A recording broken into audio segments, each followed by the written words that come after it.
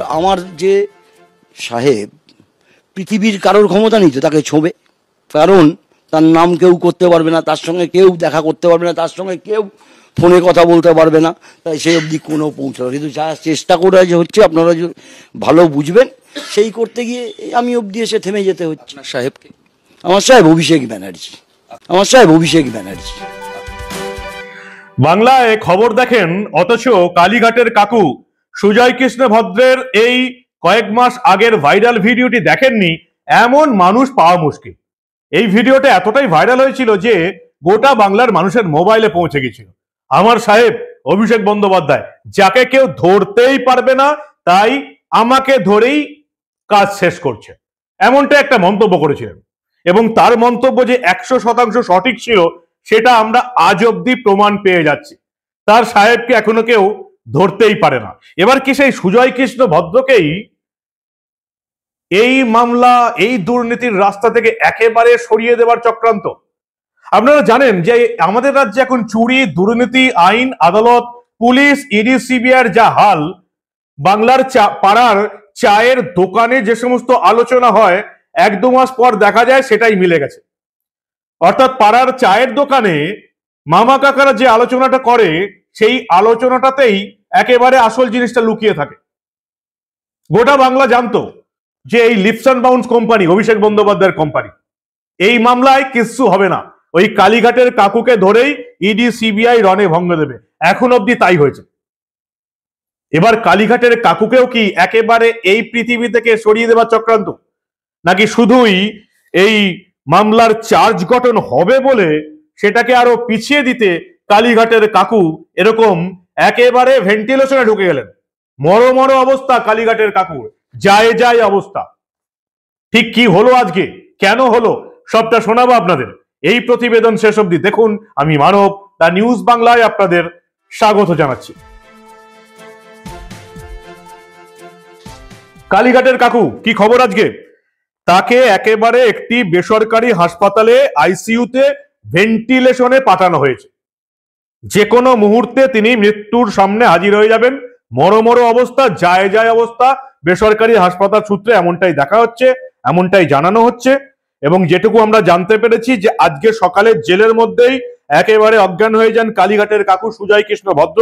তাকে প্রথমে সোমবার সকালে এসএসকেএম হাসপাতালে ভর্তি করা হয়, কিন্তু তার আইনজীবী আবার আদালতে আর্জি জানান যে এসএসকেএম এ তার চিকিৎসা হবে না, তাকে আলিপুরের একটা বেসরকারি হাসপাতালে ভর্তি করা হবে। যে বেসরকারি হাসপাতালে তার অস্ত্রোপচার হয়েছিল, তিনি বেশ কয়েক মাস সেখানে জামাই আদরে ছিলেন। কালীঘাটের কাকুর আইনজীবী সোমনাথ সান্যাল আদালতে আবেদন জানালেন যে ওই বেসরকারি হাসপাতালেই আমার মক্কেলকে ভর্তি করতে হবে। আদালতও রায় দিয়ে দিল, আপনি ওই আলিপুরের বেসরকারি হাসপাতালেই ভর্তি করুন। আদালত কাদের জন্য আপনারা জানেন? আপনি যদি অভিযুক্ত হতেন, আমি যদি অভিযুক্ত হতাম, আমি যদি জেলে থাকতাম, আমি যদি আদালতে বলতাম যে আমি অমুক হাসপাতালে ভর্তি হতে চাই, থোড়াই আদালত মানতো? এটা তো কালীঘাটের কাকু সুজয় কৃষ্ণ ভদ্র, আঞ্চলিক তৃণমূল দলের সর্বভারতীয় সাধারণ সম্পাদক, অভিষেক বন্দ্যোপাধ্যায়ের কোম্পানির COO, chief operating officer. Leaps and bounce company আপনারা জানেন যে ইডি সিবিআই বিচারপতি অমৃতা সিনহার এজলাসে রিপোর্ট দিয়েছিল যে লিপস অ্যান্ড বাউন্স কোম্পানির 135 কোটি টাকা PMLA, prevention of money laundering অ্যাক্টে বাজেয়াপ্ত করা হয়েছে। গোটা ভারতবর্ষের মানুষ জানে, আইন আদালত সবাই জানে যে PMLA, prevention of money laundering অ্যাক্টে যার সম্পত্তির টাকা বাজেয়াপ্ত হয় তাকেও গ্রেপ্তার করা হয়। আমি আপনাদের বারবার বলেছি, অভিষেক বন্দ্যোপাধ্যায় হলেন এই ভারতবর্ষের একমাত্র ব্যতিক্রমী রাজনৈতিক নেতা যার কোম্পানির টাকা পিএমএলএ তে বাজেয়াপ্ত করা হলো, তাকে কোনোদিন গ্রেপ্তার করা হয়নি। লিপস অ্যান্ড বাউন্স কি কোম্পানি, কি করে কেউ জানে না।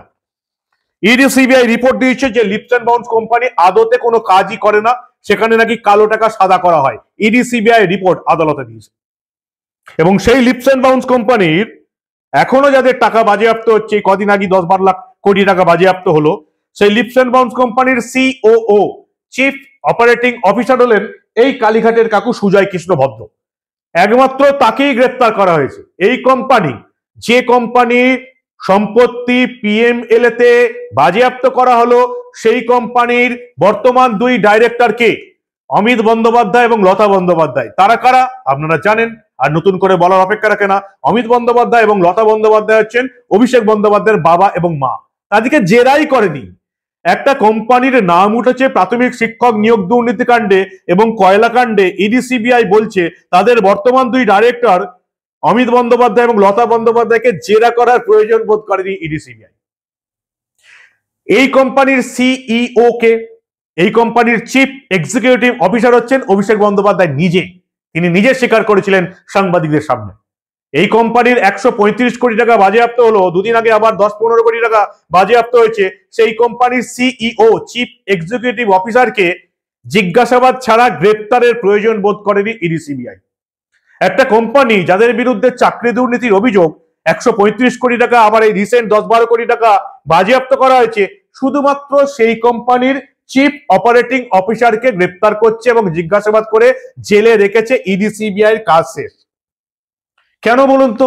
লিফট অ্যান্ড বাউন্স কোম্পানি, অভিষেক বন্দ্যোপাধ্যায়ের পারিবারিক কোম্পানি নিয়ে এত ঘোটালা, আমরা বলছি না, ইডি সিবিআই আদালতের রিপোর্ট দিচ্ছে। সেই কোম্পানির শুধু চিফ অপারেটিং অফিসার ছাড়া কাউকে গ্রেপ্তার করা কেন হলো না, এই প্রশ্নের জবাব আমাদের কাছেও নেই। আপনাদের কাছে যদি থাকে অবশ্যই জানাবেন কমেন্ট সেকশনে। লিফট অ্যান্ড বাউন্স কোম্পানি প্রথমে মনে করা হচ্ছিল যে এবার এই মামলার দুর্নীতিকাণ্ডে ইডি চার্জ গঠন প্রক্রিয়া শুরু করেছে। চার্জ গঠন প্রক্রিয়া শুরু হলে আপনারা জানেন যে আদালতে এই বিচার প্রক্রিয়া শুরু হবে এবং দেখতে পাচ্ছেন এটা একেবারে 2024-এর ডিসেম্বরের শেষ দিনে এসে পৌঁছেছি। 2025-এর জানুয়ারি থেকে যদি এই মামলা শুরু হয় তাহলে এই মামলা হয়তো পিক পয়েন্টে পৌঁছবে 2026-এর কাছাকাছি, অর্থাৎ যখন মার্চ এপ্রিল মে মাসে এই রাজ্যে বিধানসভার ভোট হবে তখন। তাই এই মামলা যতটা পিছিয়ে দেওয়া যায় তত সুবিধা। মামলা পিছিয়ে দিতে গেলে কি করতে হবে? যার বিরুদ্ধে চার্জ গঠন তাকে অনুপস্থিত থাকলেই এই মামলার চার্জ গঠন হবে না। এই যে কালীঘাটের কাকু ভেন্টিলেশনে ঢুকে গেল, এখন কত মাস পরে আবার কালীঘাটের কাকু আলিপুর জেলে ফিরে আসবে, তারপরে কোর্টের ডেট পাওয়া যাবে, তারপরে আবার চার্জ গঠন হবে, কেউ জানে না, ইডি সিবিআইও জানে না। ফলে এই মামলা, যে মামলাটা যে প্রাথমিক দুর্নীতি মামলা লিফট অ্যান্ড বাউন্স কাণ্ড নিয়ে যে চার্জ গঠনের প্রক্রিয়া ছিল সেটা পিছিয়ে গেল। এই চার্জ গঠন আবার কবে হবে? 2025-এর কোন মাসে শুরু হবে? কালীঘাটের কাকু কবে সুস্থ হবে? তারপরে চার্জ গঠন হবে, সেটা কবে কেউ জানে না। কিন্তু এ তো গেল চার্জ গঠন পিছিয়ে দেবার জন্য নাটক। কিন্তু যেটুকু আইনজীবী মহল বা এই যে প্রেসিডেন্সি জেল সূত্র বা পুলিশ সূত্র বা ইডি সিবিআই সূত্রে যেটুকু জানা যাচ্ছে যে এই অসুস্থতা, হার্টের যে রোগ কালীঘাটের কাকুর, এটা কিন্তু অনেকটা বেড়ে গেছে। ওই যে প্রথমেই যেটা বলে শুরু করেছিলাম, বাংলার চায়ের দোকানে যে আলোচনাটা হয় সেটা যে এত তাড়াতাড়ি মিলে যায় বাংলার মানুষ ভাবতেই পারেনি। মাস দুয়েক আগেই বাংলার চায়ের দোকানে আলোচনা হয়েছে যে কালীঘাটের কাকু জ্যান্ত অবস্থায় আর জেল থেকে বেরোবে না। ঠিক যেমন বাংলাদেশে চিন্ময় মহাপ্রভু, চিন্ময় মহারাজকে জ্যান্ত অবস্থায় চট্টগ্রামের জেল থেকে বের করতে দেবে কিনা মোহাম্মদ ইউনূসের সরকার, সেটাই এখন দেখার। ঠিক তেমনি বাংলার চায়ের দোকানে 2 মাস আগে অব্দি আলোচনা চলছিল কালীঘাটের কাকু সুজয় কৃষ্ণ ভদ্র জীবিত অবস্থায় জেল থেকে বেরোতে পারবে না। ঠিক সেটাই কি হতে চলেছে? কালীঘাটের কাকু মারা গেলে এই মামলা শেষ, কারণ ED CBI lift and bounce কোম্পানির এই দুর্নীতিকাণ্ডে আর কাউকে গ্রেপ্তারই করেনি। জেরা করেছে অভিষেক বন্দ্যোপাধ্যায় এবং তার স্ত্রী রুচিরা বন্দ্যোপাধ্যায়কে, ব্যাস ওখানেই শেষ। অর্থাৎ কালীঘাটের কাকু যদি চোখ বোঝে তাহলে তার ঘাড়ে যাবতীয় দোষ চাপিয়ে এই মামলাটা আবার একেবারে শুইয়ে দেওয়া যাবে না তো। সেজন্যই কি কালীঘাটের কাকুকে সরিয়ে দেবার চক্রান্ত? অনেক রকমের তথ্য প্রমাণ উঠে আসছে, যদিও এই প্রশ্নের উত্তর দেবার ক্ষমতা একমাত্র আছে যারা গোয়েন্দা দল তাদের, ইডি এবং সিবিআই। আমরা শুধু একেবারে তথ্য প্রমাণ যুক্তি দিয়ে শুধু বলতে পারি অ্যাকচুয়ালি কি হচ্ছে। আপাতত কালীঘাটের কাকু আলিপুরের একটি বেসরকারি হাসপাতালে ভেন্টিলেশনে শুয়ে আছে। কবে উঠবে কেউ জানে না, কত মাস পরে উঠবে কেউ জানে না, কবে জেলে ফিরে আসবে কেউ জানে না। এর আগেও কয়েক মাস এই হাসপাতালেই জামাই আদরে ছিল, এলে তবে চার্জ গঠন হবে। আর জ্যান্ত যদি ফিরে আসতে না পারে তাহলে অভিষেক বন্দ্যোপাধ্যায়ের কোম্পানি লিফট অ্যান্ড বাউন্সের মামলা এখানেই শেষ। কি বলবেন আপনারা? সেই পুরনো সেটিং তত্ত্ব বলবেন তো? কিন্তু অ্যাকচুয়ালি কি হচ্ছে? ইডি সিবিআই আমাদের পশ্চিমবঙ্গে ঢুকলেই এতটা ব্যর্থ কেন? একেবারে শূন্য। এর পেছনে কি অন্য কোনো কারণ আছে? আপনারা কি বলেন? আপনাদের মূল্যবান এবং গুরুত্বপূর্ণ মতামত জানান দা নিউজ বাংলার কমেন্ট সেকশনে, আর দেখতে থাকুন দা নিউজ বাংলা। আমরা তো বলেছি যে এই ধরনের সোজা সাপটা ঘটনা কোনো ঘটনায় চেপে রাখতে দেব না।